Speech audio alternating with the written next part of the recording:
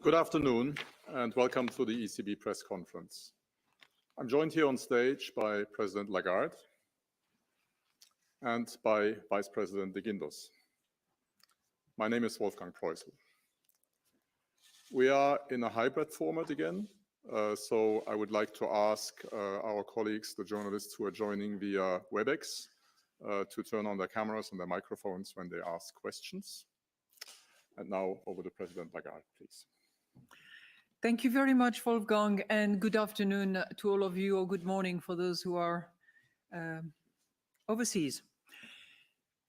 The Vice President and I welcome you all to the press conference, and we would like to begin this press conference by congratulating Croatia on joining the euro area on January 1st, 2023.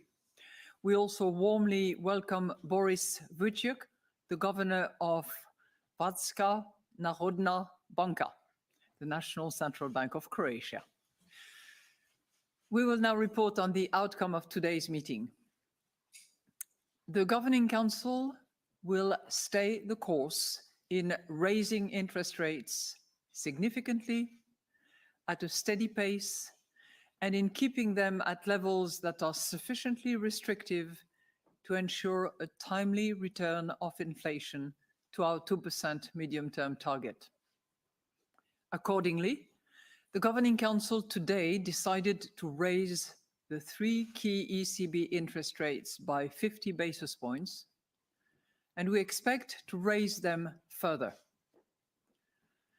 In view of the underlying inflation pressures, we intend to raise interest rates by another 50 basis points at our next monetary policy meeting in March, and we will then evaluate the subsequent path of our monetary policy. Keeping interest rates at restrictive levels will over time reduce inflation by dampening demand, and will also guard against the risk of a persistent upward shift in inflation expectations. In any event, our future policy rate decisions will continue to be data dependent and follow meeting by meetings approach. The Governing Council today also decided on the modalities for reducing the Eurosystem's holdings of securities under the asset purchase program. As communicated in December, the asset purchase program portfolio will decline by 15 billion euros per month on average from the beginning of March until the end of June 23. And the subsequent pace of portfolio reduction will be determined over time. Partial reinvestments will be conducted broadly in line with current practices. In particular, the remaining reinvestment amounts will be allocated proportionally to the share of redemptions across each constituent program of the APP and under the public sector purchase program to the share of redemptions of each jurisdiction and across national and supranational issuers. For our corporate bond purchases, the remaining reinvestments will be tilted more strongly towards issuers with a better climate performance. Without prejudice to our price stability objective, this approach will support the gradual decarbonization of the Eurosystem's corporate bond holdings in line with the goals of the Paris Agreement. The decisions taken today are set out in a press release available on our website. The detailed modalities for reducing the APP holdings are described in a separate press release, which will be published at 3:45 local time. I will now outline in more details how we see the economy and inflation developing and will then explain our assessment of financial and monetary conditions. So looking at the economic activity first. According to Eurostat's preliminary flash estimate, the euro area economy grew by 0.1% in the fourth quarter of 2022. While above the December Eurosystem staff projections, this outcome means that economic activity has slowed markedly since mid-22, and we expect it to stay weak in the near term. Subdued global activity and high geopolitical uncertainty, especially owing to Russia's unjustified war against Ukraine and its people, continue to act as headwinds to euro area growth. Together with high inflation and tighter financing conditions, these headwinds dampen spending and production, especially in the manufacturing sector. However, supply bottlenecks are gradually easing. The supply of gas has become more secure. Firms are still working off large order backlogs, and confidence is improving. Moreover, output in the services sector has been holding up, supported by continuing reopening effects and stronger demand for leisure activities. Rising wages and the recent decline in energy price inflation are also set to ease the loss of purchasing power that many people have experienced owing to high inflation. This in turn will support consumption. Overall, the economy has proved more resilient than expected and should recover over the coming quarters. The unemployment rate remained at its historical low of 6.6% in December 2022. However, the rate at which jobs are being created may slow, and unemployment could rise over the coming quarters. Government support measures to shield the economy from the impact of high energy prices should be temporary, targeted, and tailored to preserving incentives to consume less energy. In particular, as the energy crisis becomes less acute, it is important to now start rolling these measures back promptly in line with the fall in energy prices and in a concerted manner. Any such measures falling short of these principles are likely to drive up medium-term inflationary pressures, which would call for a stronger monetary policy response. Moreover, in line with the EU's economic governance framework, fiscal policies should be oriented towards making our economy more productive and gradually bringing down high public debt. Policies to enhance the euro area's supply capacity, especially in the energy sector, can help reduce price pressures in the medium term. To that end, governments should swiftly implement their investment and structural reform plans under the Next Generation EU programme. The reform of the EU's economic governance framework should be concluded rapidly. Turning now to inflation. According to preliminary Eurostat's flash estimate, which has been calculated using Eurostat estimates for Germany, inflation was 8.5% in January. This would be 0.7 percentage point lower than the December figure, with the decline owing mainly to a renewed sharp drop in energy prices. Market-based indicators suggest that energy prices over the coming years will be significantly lower than expected at the time of our last meeting.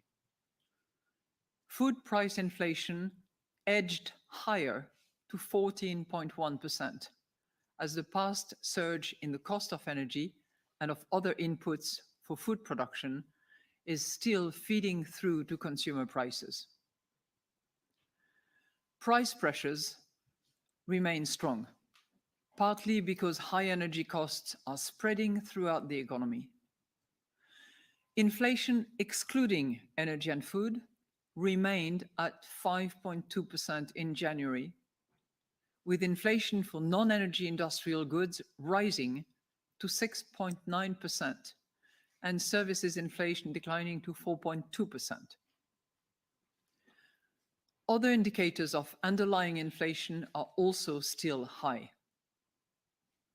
Government measures to compensate households for high energy prices will dampen inflation in 2023, but are expected to raise inflation once they expire. At the same time, the scale of some of these measures depends on the evolution of energy prices, and their expected contribution to inflation is particularly uncertain.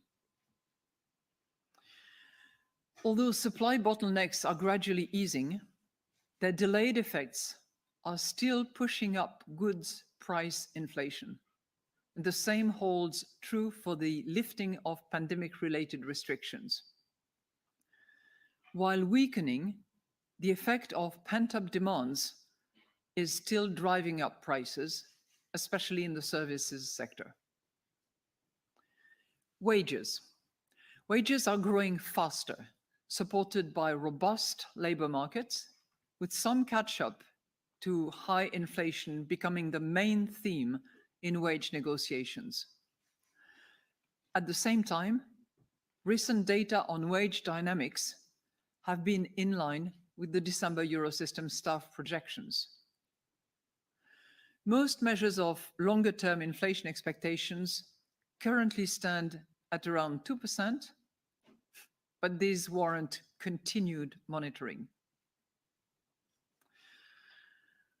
Turning to our risk assessment.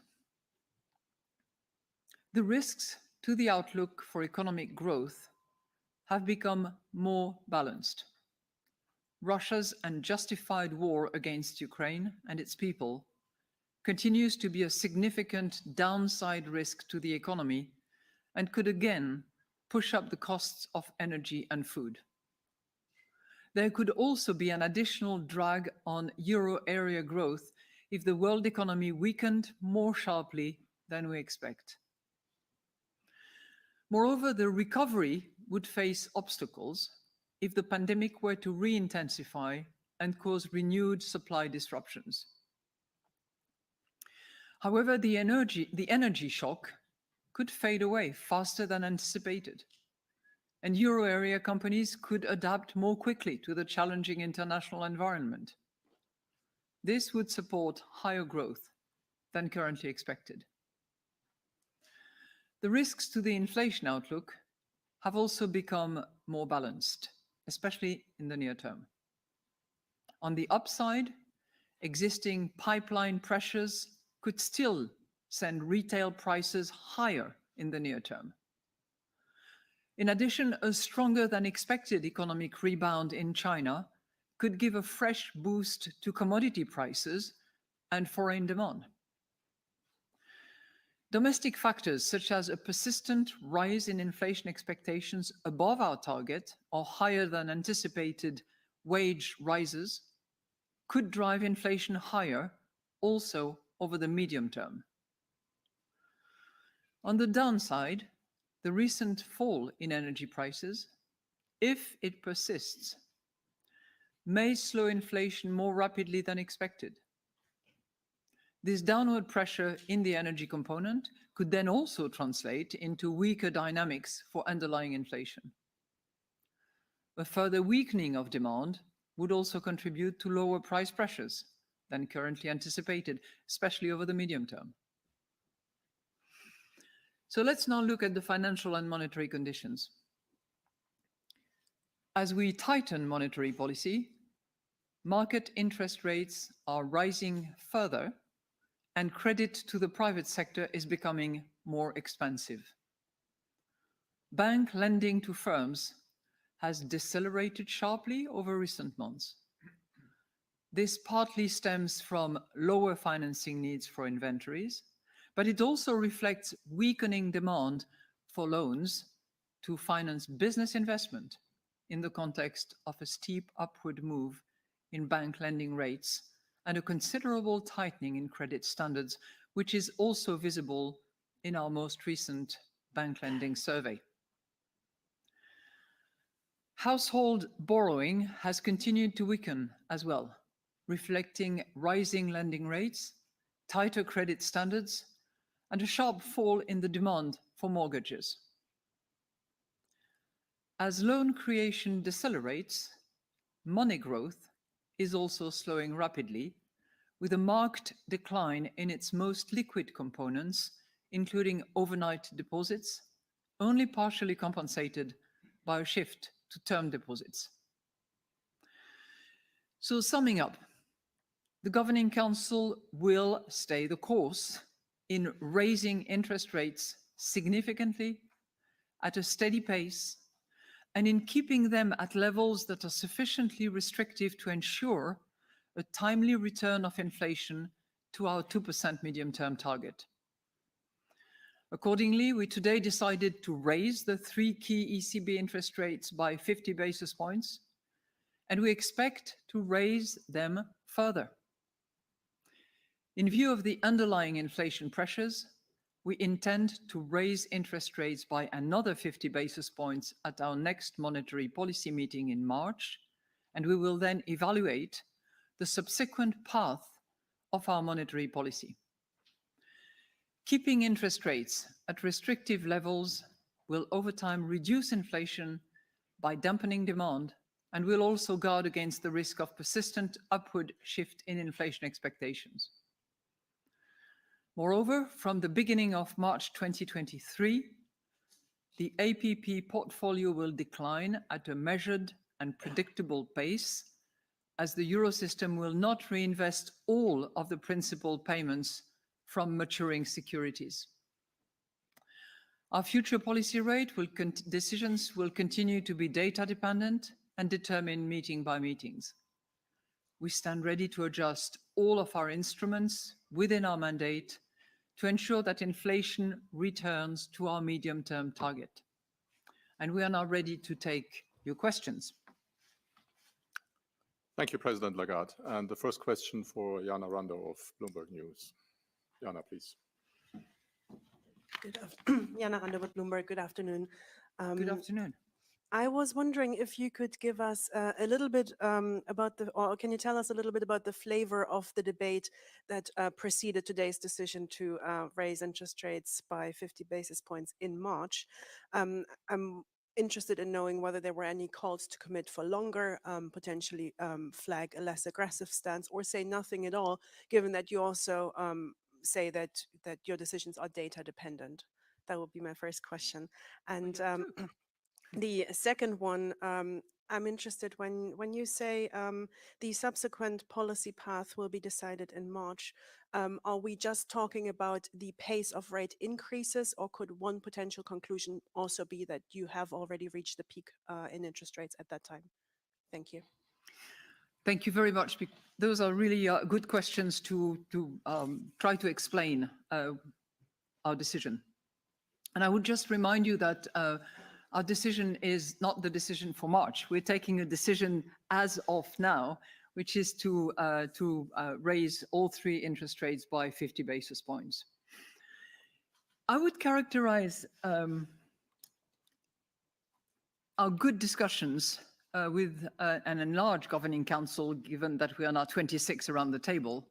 I would characterize them as marked by the sign of continuity and consistency. And I know that I have repeated that in the course of the monetary policy statement, and I have said it before, but the expression "we shall stay the course" or "the Governing Council will stay the course" is a good way to express that double principle of continuity and consistency.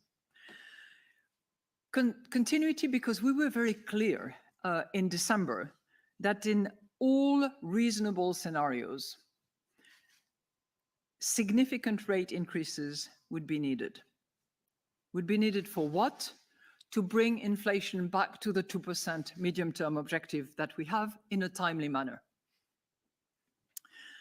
And we also made it clear that this would require rates to rise to sufficiently restrictive levels, and that rate increases would happen at a steady state. So we are really making that decision in that continuity that I have tried to explain. Steady state, we increased rate by 50% in December. We increased rate by 50 basis points in early February. And we intend, which is a strong word, it's not an absolute irrevocable and conditional commitment, but it's a strong word. We intend to raise by 50 basis points. And that is what was meant in December by this steady state reference that you find yet again in the monetary policy statement. So this has been the continuity. Where we have consistency is consistency with the communication that we had back in December and with any communication that I have expressed ever since. And it's totally consistent with the view that we reached in a very, very large consensus today, that it should be 50 this time around.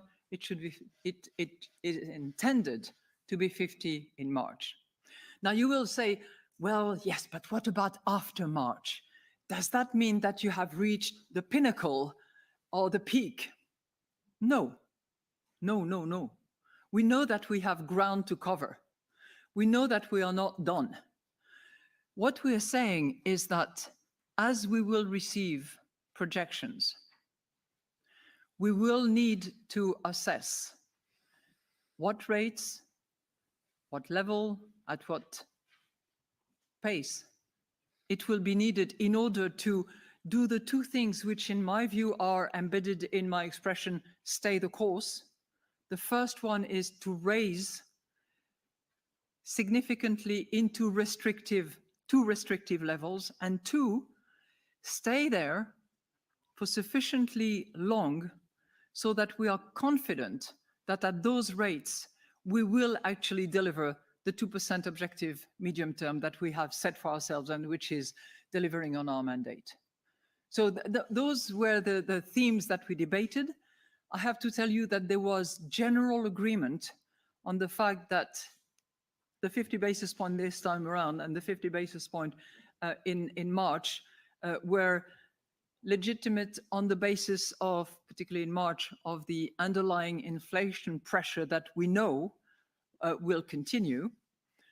I think where there was discussion and not full agreement was on the way in which we communicated.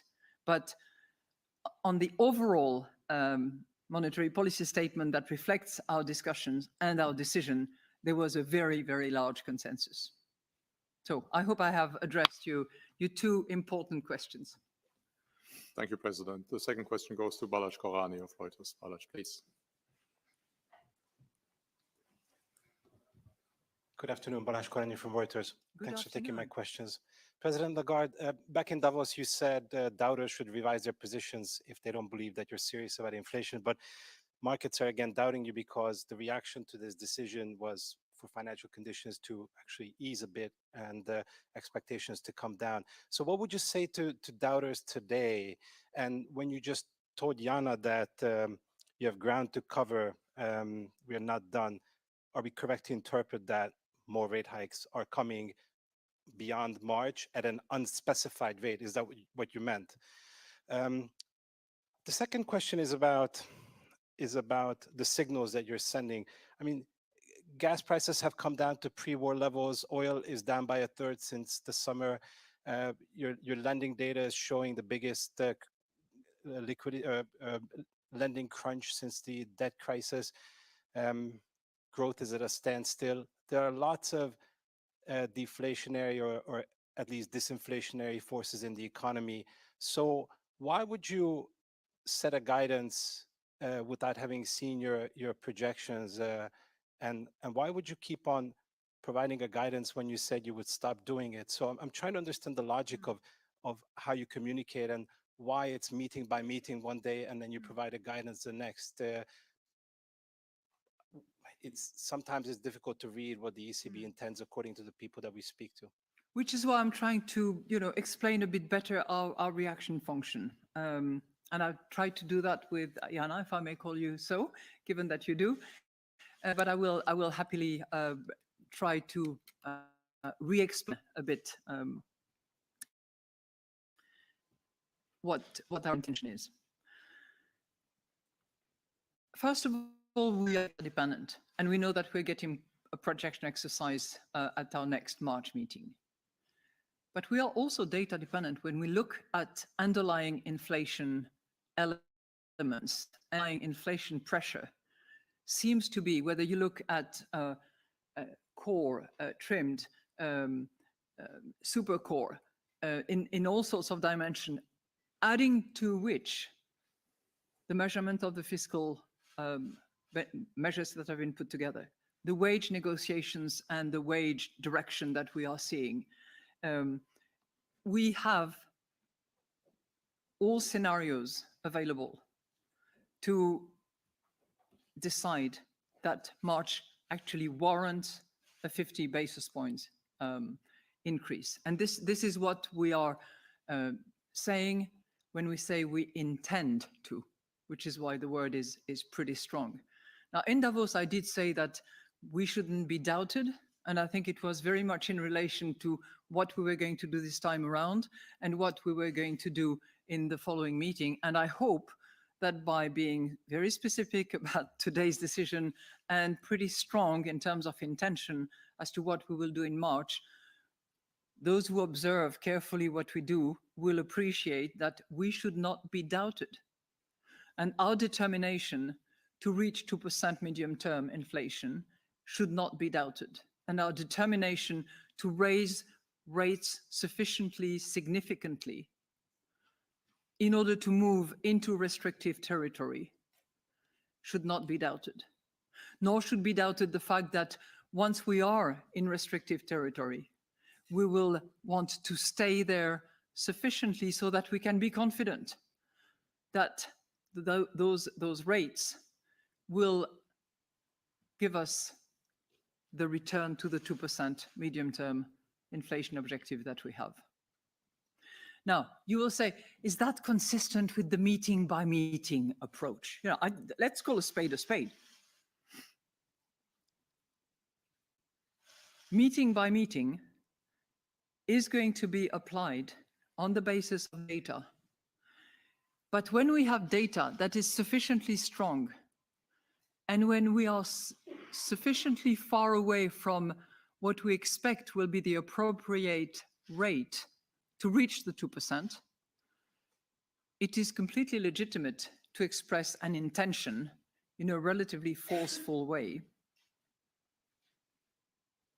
An intention is not, as I said, 100% commitment, but it's a pretty strong determination. And I can't, think of scenarios, unless they were quite extreme, where that would not happen. Thank you, President. The next question goes to Annette Weisbach of CNBC. Annette, please. President Lagarde, thank you very much for taking my question. I have one question on whether you're also discussing the negative side effects of your now policy raising rates substantially and very fast, especially on sectors like the real estate sector, and what it could also mean for the banks and balance sheet and consumption going forward. And then my second question goes on to QT, quantitative tightening. Perhaps you can explain a little bit more what you think you want to achieve with it, and whether there's also discussion to accelerate it and use it as an efficient policy tool. Thank you very much. The occasion of this meeting was a very appropriate way to try to measure the effects and the consequences of our most recent monetary policy decisions. And it was so because we had the bank lending survey, which really helps appreciate how banks themselves see the rates that they will be offering, depending on whether they offer financing to corporates or to households or for consumption purposes. And it's also a good opportunity to have them assess for us in that survey whether they are going to tighten terms and conditions or not. Final point that we draw from those bank lending surveys that I'm sure you had a chance to look at as well is how they see the risk assessment proceed and develop as the situation evolves.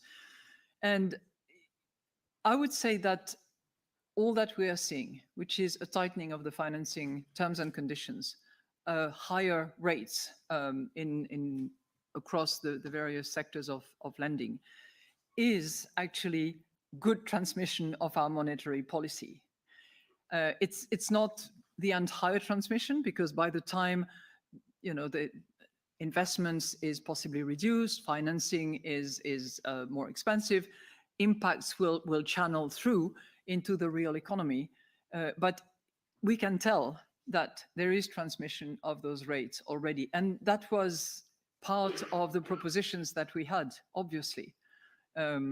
We are hearing the banks, and we have good dialogues with the banks on impacts that all our measures have. Our measures have impact on interest rates as well, in a different direction. So we are attentive to that. And of course, we are attentive to financial stability. And this is something that, comes into the decision-making process that we follow. But our objective is to reduce inflation, not just to reduce inflation, to drive it down to 2% in the medium term. So there will be consequences. There will be secondary effects as far as banks are concerned, inevitably. Now, you asked me also about what I would call the balance sheet normalization. And I would preface that with the fact that in the current circumstances, our main tool is, of course, the interest rate. And the balance sheet normalization is helping us normalize the process. And it's not the main instrument. It's obviously part of the accessory instruments, if you will, that come to supplement the interest rate policy that we have. I think the approach that we have taken was also telegraphed back in December, when I said in this room that it would be predictable and measured. And I did mention the 15 billion monthly over a period of 4 months, from March to the end of June. That's what we're doing. So yet again, continuity, consistency in that partial reinvestment of the APP portfolio. And I think we're adding 2 principles that will matter, which is simplicity and neutrality, so that we don't do things in an awfully complicated manner, and we simply apply the proportionality principle to the portfolio across jurisdictions. Thank you. Thank you, President. And the next question goes to Aude Kurselek of the French television channel BFM Business. Good afternoon, Madame Lagarde, and thank you for taking my questions. First one, could you say it was a compromise between governors to nearly decide of 3 hikes of 50 BPs in a row from December to March? Does regularity matter to you? And does that mean it could continue at this pace in May? And a second question, in many sectors, company and institutions as well, employees are asking for salary increases. What's your message about that? And at what point do these increases become dangerous with the risk of entrenching inflation? Thank you. Well, thank you for your question. Any decision is the fruit of a compromise. And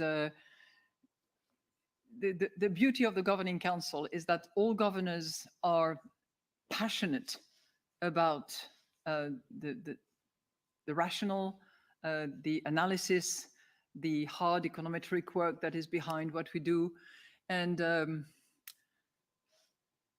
some take particular views, others other views, and they come to these meetings informed by their staff and by the work that they have done at home within the Eurosystem, but in the national central banks.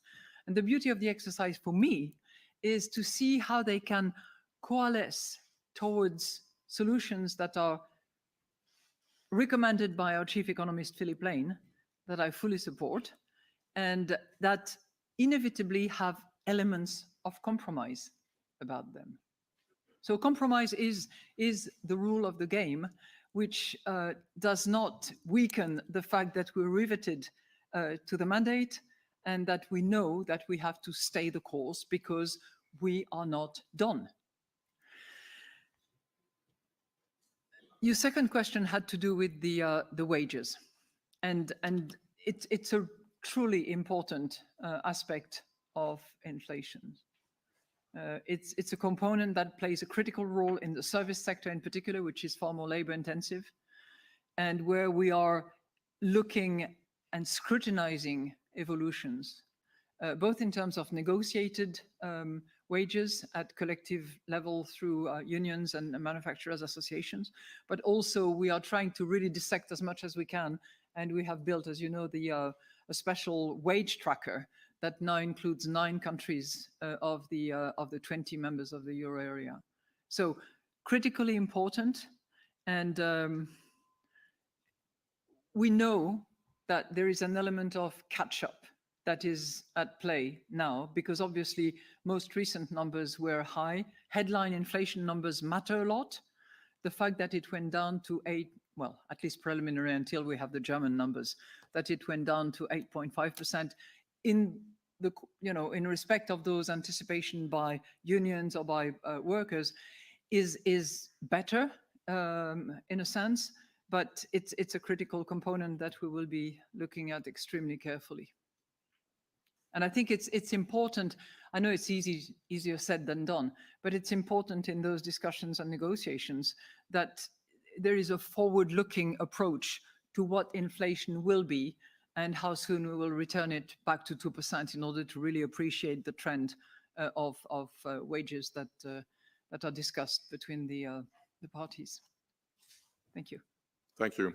Turning to WebEx now, I'd like to give the floor to Delphine Strauss of the Financial Times. Delphine, over to you, please.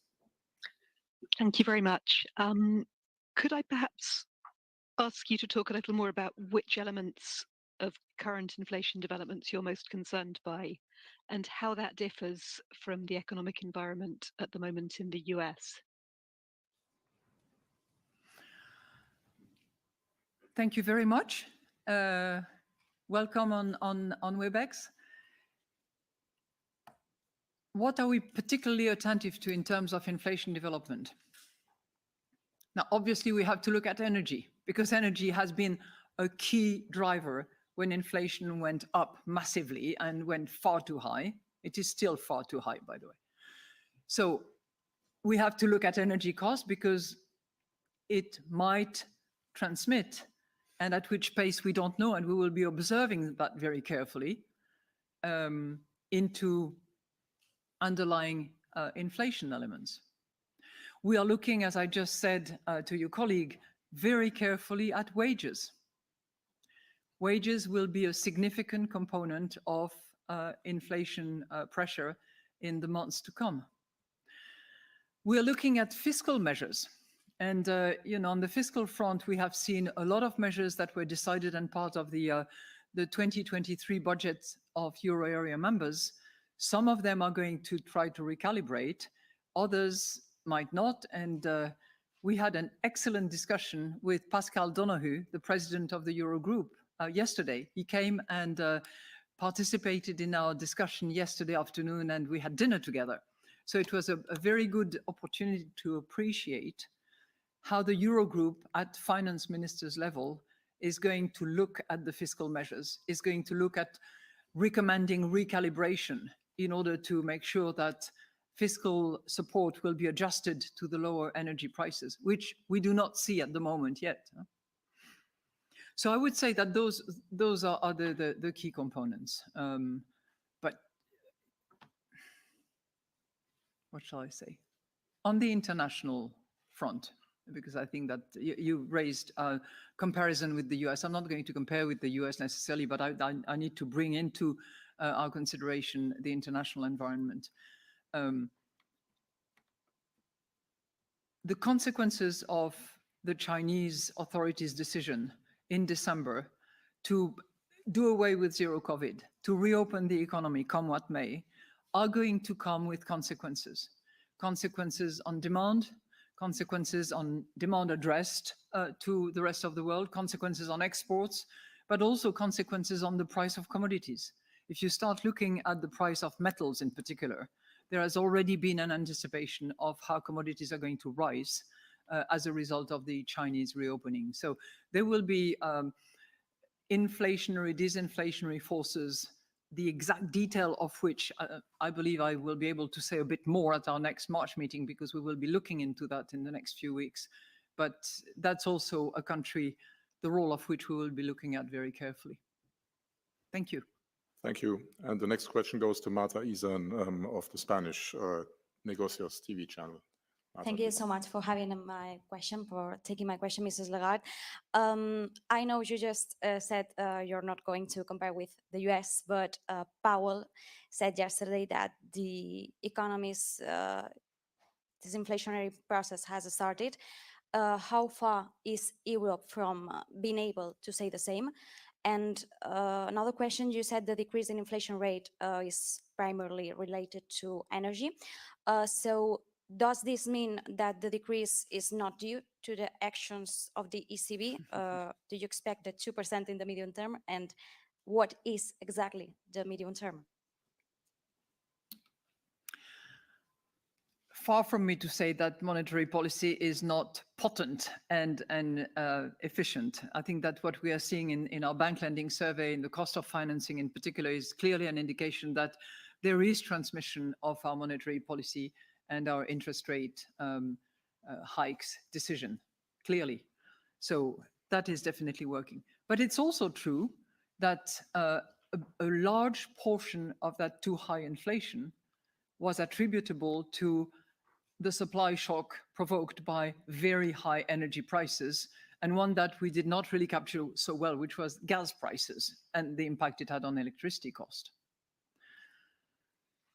So we have to be attentive to those energy components, and we have to be attentive to the pace of transmission and the pass-through of those costs into other inflation component. But I would certainly not say that the disinflationary process at large and without qualification is already at play. When I look at core inflation, which is, by far not the only component that we look at many more of those. But when I look at core inflation, we were at 5 in November, moved up to 5.2 in December, stayed at 5.2. And this is the highest in all time that core inflation has been in our part of the world. So I get it.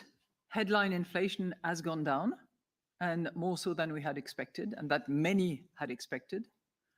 But underlying inflation pressure is there, alive and kicking, which is why we are committing, as we are intending, as we intend in this monetary policy statement. And this is why I say that we have more ground to cover and we are not done.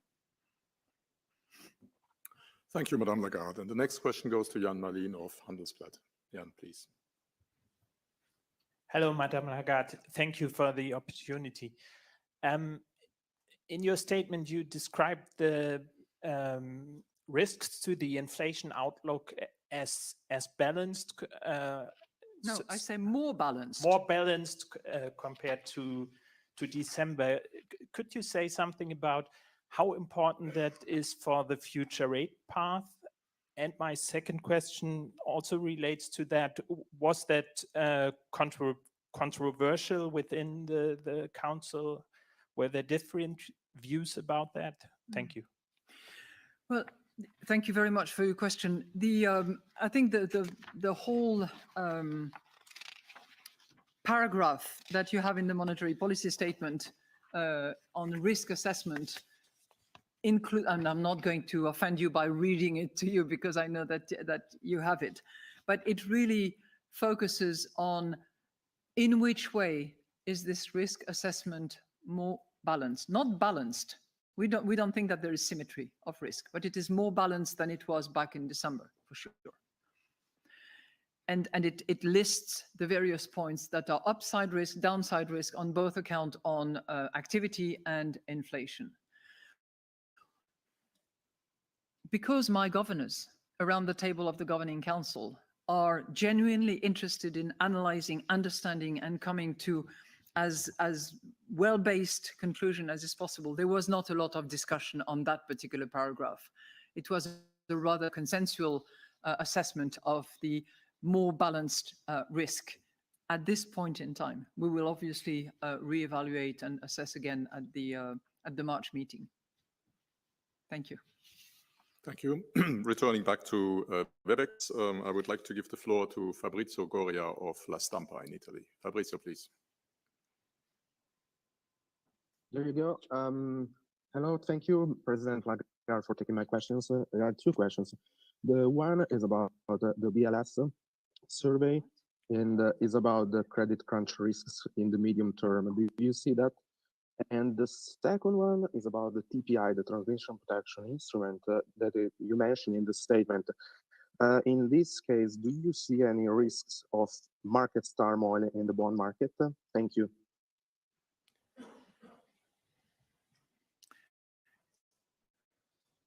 Thank you very much for you. Two questions.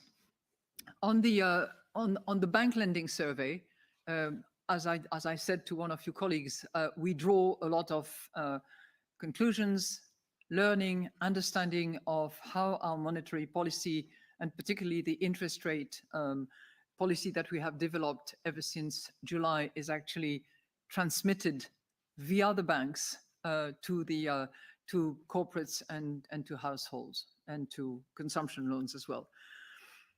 And we believe that this impact is, in a way, efficient and necessary given what we are trying to do in order to reduce inflation and bring it back to 2%. The transmission protection instrument that was put in place, just to refresh our memory, because that goes back to June, was intended, sorry, July, wasn't it? Anyway, it was about 6 months ago, was intended to protect the transmission throughout the entire euro area. And it is available, it is there, it will be used if necessary. It is not the first line of defense. As you know, we have flexible reinvestment under the PEP as the first line of defense. If we were to see that transmission being impaired for non-legitimate reasons, but it is there and it is available. We don't see a need to use it at the moment, but should it be needed, we will indeed use it. Thank you. Thank you. And the next question goes to Takari Minami of Nikkei. Takari, please.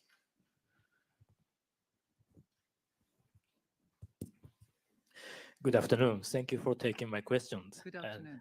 The investors and the financial markets expect that the ECB will finish raising interest rate in coming April, for example, by the meetings in May. So as you mentioned, I know well, so it depends on the coming data, but do you think such expectations are correct or wrong? Thank you.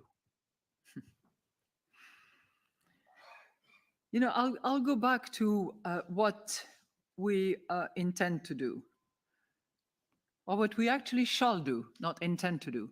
We shall return inflation to 2% in the medium term in a timely manner. And we know that to do that, we need to move into restrictive territories, to restrictive levels. And we know that rates are the best tool in order to do so. So we will use interest rate hikes in order to get to those levels. And as I said, we are certainly not there now, nor will we be in March, given that we will rely on inflation, underlying inflation indicators and pressure that we see very, very clearly nowadays. What will happen next, as I said earlier on, is going to be a factor of how much more ground we need to cover. And there will be ground to cover most likely, but it will be data dependent. We will look at all components. and it will depend on the interest rates where we are then and where we believe we need to be in order to deliver on our commitment. But that will not be enough. We will have to stay there. So it's moving into restrictive territory because we know that's needed, given the elements that we have. But it's staying there so that we are confident that we don't touch the 2% for a few weeks, a few months, but that we have confidence that we will stay at target. So I hope that that satisfies your question. I'm tempted to ask you a question because we've been debating as to when the governor of the Central Bank of Japan, my good friend, Mr. Kuroda, will have to step down. And there was big discussion internally in the House as to when it was, but you will tell me later. Thank you. And the next question goes to Santiago Pinol of Market News International. Santiago, please. Hi, good afternoon. Good afternoon. My question is following my colleagues too. It's on December, you said that the ECB was going to raise rates 50 in February, possibly 50 in March, and possibly maybe in May. I was asking you, like, how is seen now May? Because I don't know if it's less possibly than it was in December. And also on bonds, I would like to ask you, like, ESG bonds are constantly linked with greenwashing. How will the ECB manage the increased reputational risk implied by tilting bond purchases toward issuers with a better climate performance? Thank you.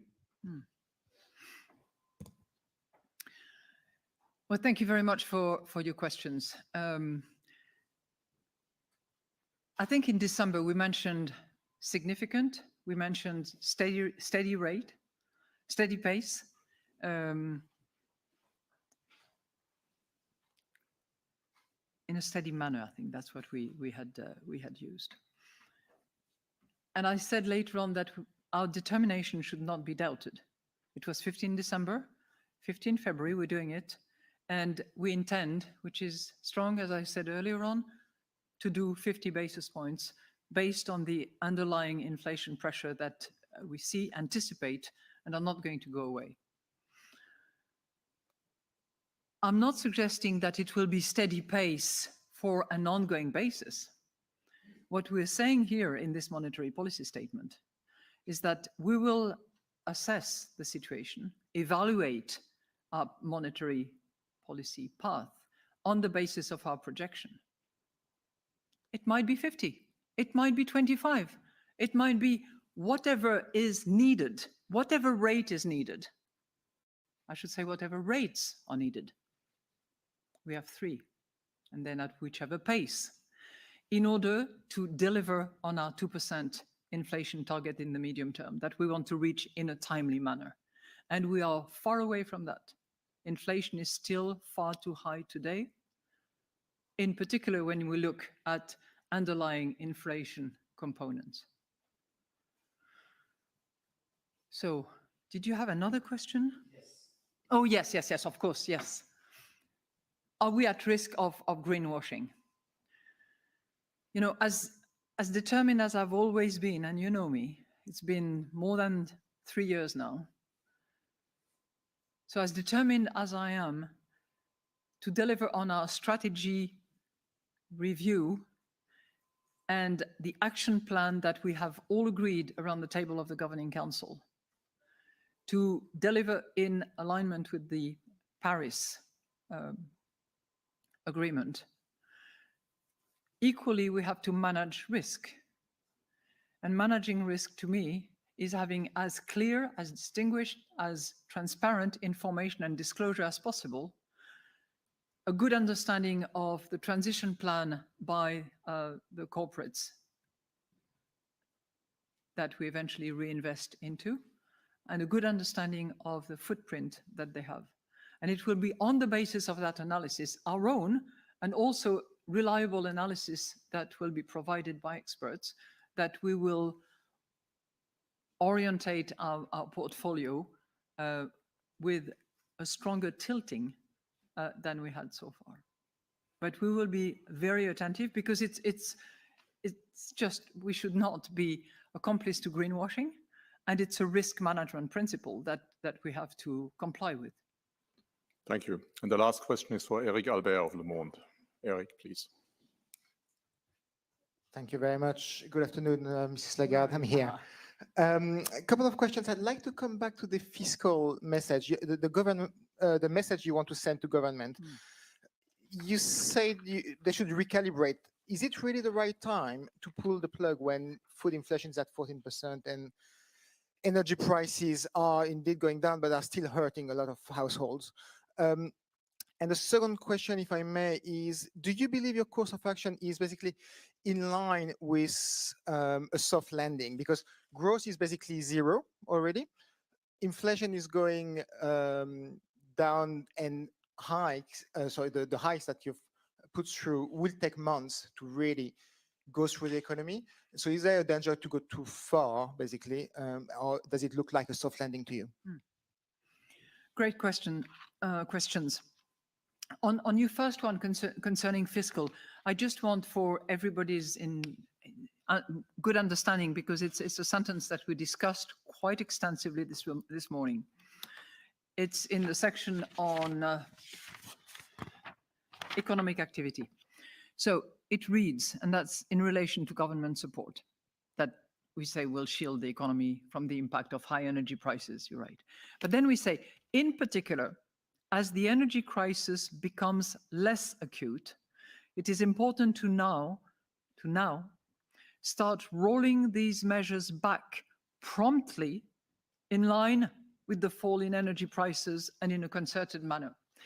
So it's not it's not asking governments to stop now, but they clearly have to align their fiscal support with the energy price impact at retail level when it comes to supporting consumers, and at corporate level whenever it hits corporate.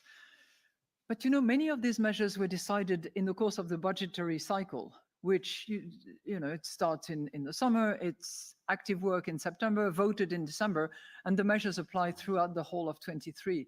And what if that recalibration does not happen for those measures that were not subject to variation of energy prices and therefore would automatically adjust, then the other measures should be thought through and reconsidered, not with a view to remove the shields, but simply taking note of the fact that the shield is not as badly needed as it was. So I think that's our advocacy to governments, and it's something that we discussed with the president of the Eurogroup yesterday in particular. So on the monetary policy decisions that we are making, as I said, we are riveted to staying the course, to move into restrictive territory sufficiently and for long enough so that we're confident that we return inflation to 2%. There are some good news because growth, which was expected to be negative in the fourth quarter of 22, is eventually slightly positive. Now, we Europeans always beat our chest and we're going to say that, well, if you take this out and this out and this out, it's not so positive. I think we should celebrate that we are not in negative territory on the growth front. Headline is going down, which I think is going to be important, in particular for the wage negotiations that will be coming up. But we still have underlying inflation factors that are strong, solid, and are not budging.